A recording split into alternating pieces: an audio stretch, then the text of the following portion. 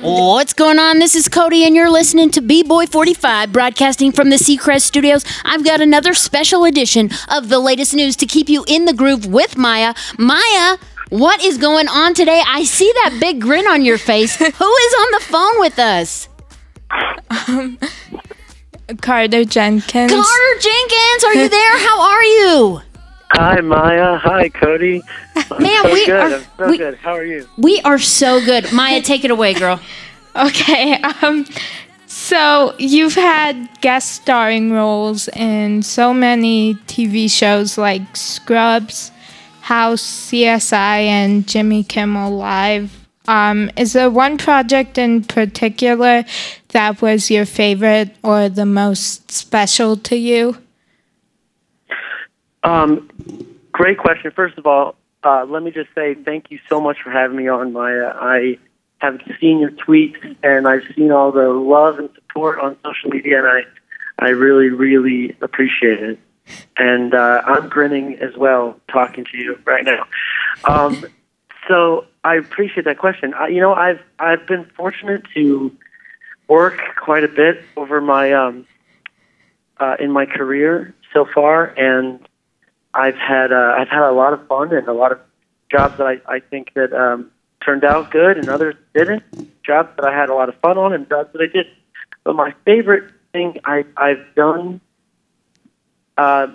is probably the movie Bad News Bears that I did when I was really young. It was one of the first movies I did, and I had just stopped playing baseball in my real life, and then I missed it. And then I got this movie where I got to play baseball on the set, and that was just both of my loves colliding, and it was a great time. Yeah, that's a good way to get it started for sure. Yeah. Yeah. So you were in the Disney Channel original movie Life is Rough with Kyle Massey and Mitchell Musso, and Disney Channel is like my favorite channel, and they've made some of my favorite movies. Do you have any fun stories from working on the film? Oh, that was so long ago. Let me think about it. I had a great time. We shot that movie in Utah, and I just remember that Mitchell Musso was such a prankster, and we were both like 13 maybe, and we just got into trouble, and I think we were throwing water balloons at people walking down the street. We were just punk kids, really. That's okay. We'll keep the stories to ourselves, so we protect the innocent. Great. I think the statute of limitations is up on that. Oh, okay, good. On the water balloon prank. Yeah. So you've worked with so many amazing people. How has working with them influenced your career? Well, I try to always seek mentorship from people, because I think that's one of the best ways to learn. You know, what I'm trying to do with my career is something that's been done lots of times.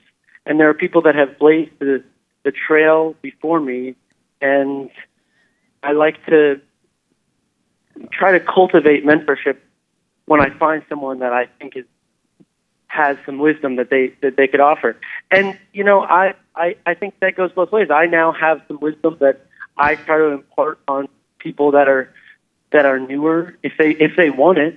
I love sharing my war stories, and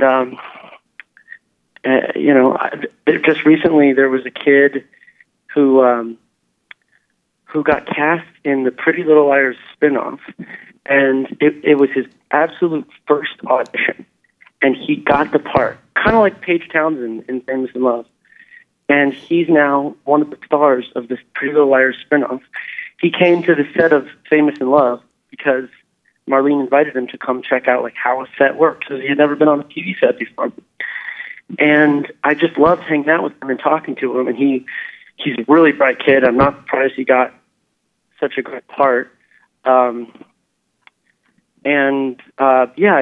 loved, just kind of talking to him about what to expect and what sort of traps to avoid and how to persevere. I mean, I've made plenty of mistakes, and I hope that maybe he could learn from my mistakes so he doesn't have to make them. You know what I mean? Yeah. Yeah. Cool. Yeah. So you were in the 2009 movie Aliens in the Attic, which also starred Ashley Tisdale, J.K. Simmons, and Austin Butler. Do you have a favorite memory from working on that movie? Good question, Maya. So that movie, it takes place in Michigan, but we filmed it in Auckland, New Zealand. That's cool. Yeah, because, it's one of those things where they go and film movies in places that will offer a tax incentive to the production. And I was okay with it because I got to travel all the way down to New Zealand, spend 5 months there. I got to bring my mom and my brother. It's a beautiful, incredible country. The filming of that movie was a blast because we got to act with these CGI aliens and run around, doing these fight scenes. There's a scene in the movie that is we walk into this room and there's the aliens have this anti-gravity grenade, which means that there's no gravity in the room. So we walk into the room and we start floating. And filming that, making that actually happen on camera was very difficult because what they do is they have harnesses underneath our wardrobe, and then we're being pulled up by these wires that are connected to these harnesses. And half of the scene we had to shoot upside down. They rebuilt the set upside down where the roof was on the floor. That way our hair would stand up towards the ceiling because there's no gravity. It was so wild to shoot. Acting can be difficult, but it's never been as difficult as trying to do it while hanging upside down. And I bet you had one heck of a wedgie. Oh, gosh, you know it. Yeah.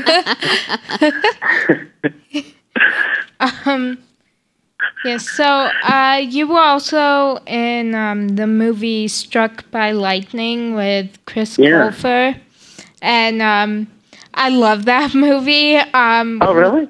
Yeah. Is that surprising? Oh, it's great. I love to hear that. I mean, it wasn't the biggest movie, and I love when people have found it. Yeah. What was it like on the set with so many other young, amazing actors?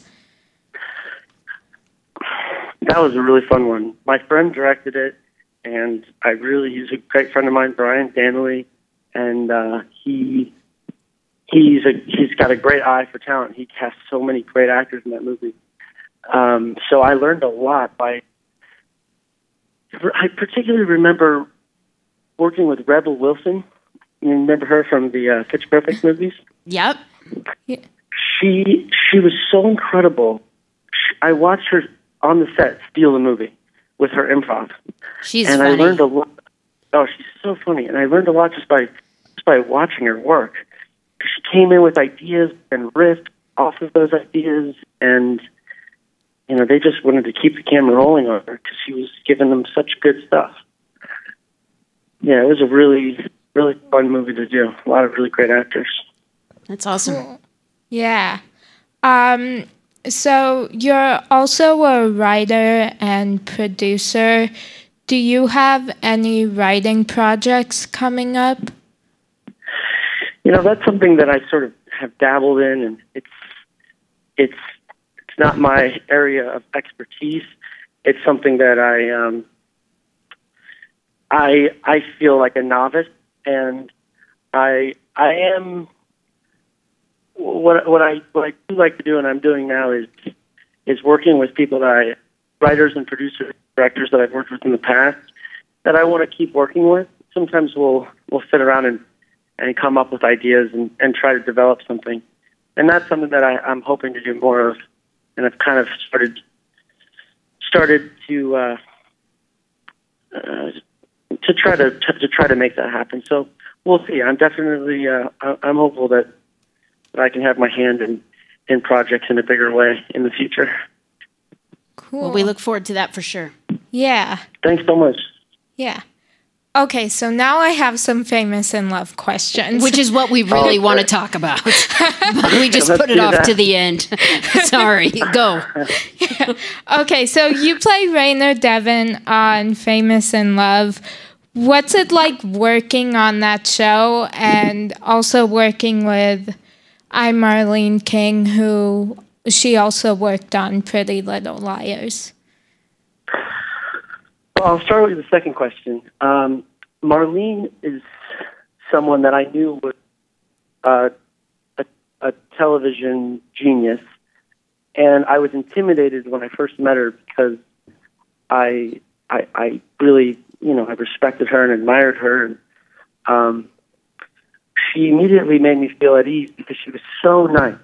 She's got the biggest heart.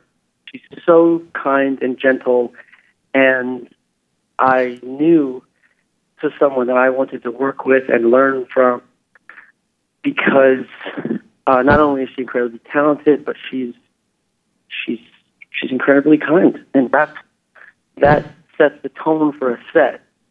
And her sets are really fun places to be, good places to be creative. There's a lot of freedom. So anyway, playing Rainer has been really just a dream. It's an incredible character. They give me so much to do in the writing. He's a complex character, and they've really let him grow and have dimensions, not just just like a stereotypical movie star. There's a lot to. That's great. Cool. Yeah. Mm-hmm. How did you celebrate when you got cast as Rainer? Well, it takes a village to have a career as an actor. I don't do it alone. I have so much support with my family and my good friends. They helped me with the audition for that show. My good friends did, and my mom has been like incredibly integral to my career, and so we all went out and celebrated by. I think we got pizza at this really good pizza place. That was right before I stopped eating carbs. But we had a nice celebration. It is so hard to get work as an actor. It really is like a miracle every time it happens, and so it is incredibly gratifying when you get that call. It was a great moment. Cool. So Famous in Love is based on a book by the same name by Rebecca Searle. Did you read the book? Yes, I did. Ooh. Yeah, the book is great. I recommend it. It's different than the show. The show has gone. It sort of starts at the same place, and the show has grown in a different direction. I think a lot of the reason is because there's a few reasons why it's different than the book. One is they want to be able to stretch the story out for a longer time, because ideally this show could go for many years. Fingers crossed. And another reason is in the book, the movie that we're shooting, Locked, is shot on location in Hawaii. And the production of the show, Famous in Love, takes place in L.A. at Warner Brothers, which is a beautiful, historic studio lot in California. And so to take advantage of that shooting location, they made the shooting of Locked in the show on a studio lot. So we could shoot on the back lot, and we could shoot on in the sound stages and outside of the sound stages. And so they changed the story of Locked from this deserted island movie to a time travel movie. And that's why we get to do all these fun different eras. We're in the 40s, or the future. So those are the different.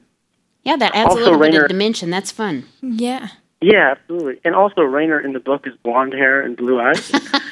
So I don't know, they either picked the wrong guy or they were okay with changing it. Well, they must like you into season 2 already. Yeah. So the season finale of Famous in Love, by the end of it, I was screaming at the TV. Wow. And, so what was the most surprising part of the episode for you? Well, gosh, I tweeted last night about how you can't look away from this episode for a second without missing a major plot twist. Yeah. And that was so true. So much happened in that episode last night. There was a lot of reveals and relationships falling apart and coming together, and all types of storyline bombs being dropped. So I loved the episode, but I especially loved having that moment where Rainer and Paige are really supporting each other, and they've got such a good friendship, but then there's that iconic moment where they're on the studio lot, the sun's setting in the background, and they share a kiss, and we don't know what the future holds, but we know that there's a lot of love there, and it all comes to fruition of that moment in that kiss, which I thought was pretty wonderful. Yeah. Yeah, so that's my favorite moment. Cool. So in the WWE, the wrestlers always have a song that plays when they make their grand entrance. If you could pick any song, the only reason I know that is because my mom told me that. Not because she watches the WWE. Yeah. And neither does her mom, let's be honest. Yeah. So if you could pick any song to announce your arrival, what song would you want to be playing? That is a great question, Maya. That's so funny. What is the song that comes to mind? There's this song by Styx, Renegade. Oh, yeah. You know that song? Yeah. Oh, Yeah. Mama, I'm in here for my life alone. It's so good. You know Man, Yeah. we even It's got a the little best. singing today. What a treat. Oh, that's not a treat. You don't need to call it that. But thanks for suffering through it. Oh, it's such a good tune. I'm going to pick Renegade by Styx. Okay. And I'm ready for my grand entrance. I think Maya has Okay. 2 more questions for you. Yeah. Okay, 2 more. Thank you so much, Maya. Yeah. Is there a motto or quotation that you live by?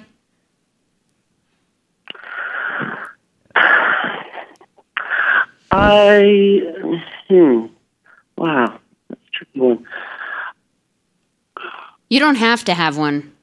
No, I'm just trying to pick one. There's a lot of core principles I try to hold to in my life.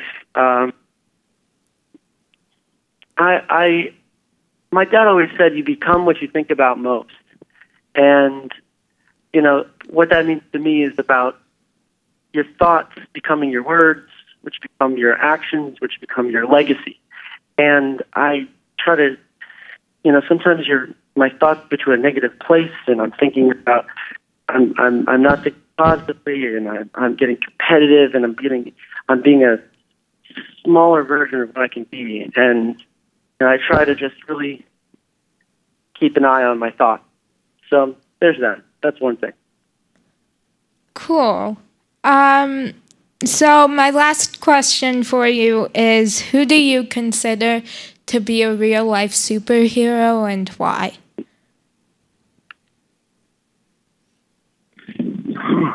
These are the hard-hitting questions right here. They really are. Gosh, I could think about these questions for a week. Real life superhero. Well, I think that the real battles of our time are, you know, I care a lot about the environment. I care about people that are doing everything they can to defend it. I mean, we can all do our part. We can all you know, do our part on a smaller scale when it comes to limiting your plastic consumption and, you know, like, you know, not using straws. That's actually a thing Rainer preaches about. And, you know, trying to, you know, recycle and things like that you can do on a smaller scale. It also is very important to you know, look at when it comes to voting. I don't know how old you are, but, you know, even if you're not old enough to vote yet, but, well, I mean, I am by 2 times, but. Yeah, I think it's important to look at candidates that care about the environment. I think that's the big issue of our time. We want our great-grandchildren to have a place to live, and we need to take care of our mother. But that was not the question. That's okay. It sounded like you were saying, really, anybody who's fighting for the environment and even doing those small things are making them a superhero, an everyday superhero. Do heroic acts every day. Yeah. I think it is important. You know, you can't fix global problems. You can't do it on your own. It takes a little bit from everybody, and every time that you do a small act, that's a vote for the future you want to have. And so I think it's important to, you know, do your part, even on a small scale. I think that's a good answer. Yeah. Thank you. Yeah. I'm going to keep thinking about this hero thing. There's a lot of real life. And it's not Iron Man. Well, thank you so much for calling in. All day I've been like, this can't be happening. This has to be a dream. I'm so glad it happened. Yeah, me too. It was a dream. I appreciate it. Carter, thank you so much for calling in. Thanks for talking to all the kids here at Children's Hospital Colorado. I appreciate it, Maya. Thanks for doing it. Yeah, thank you so much for calling in. And I could just like talk to you all day about Famous in Love, but you know, I guess since you have to go. Yeah. Carter, thank you. Hopefully there will be more. Hopefully there will be another season. We'll find out soon, okay? Yeah. All right. Yeah. Well, we'll keep our eyes and ears open for that and continue following your career because it's been a fun one. Thank you so much. Thanks, Carter. Take care. Bye. Bye. You too.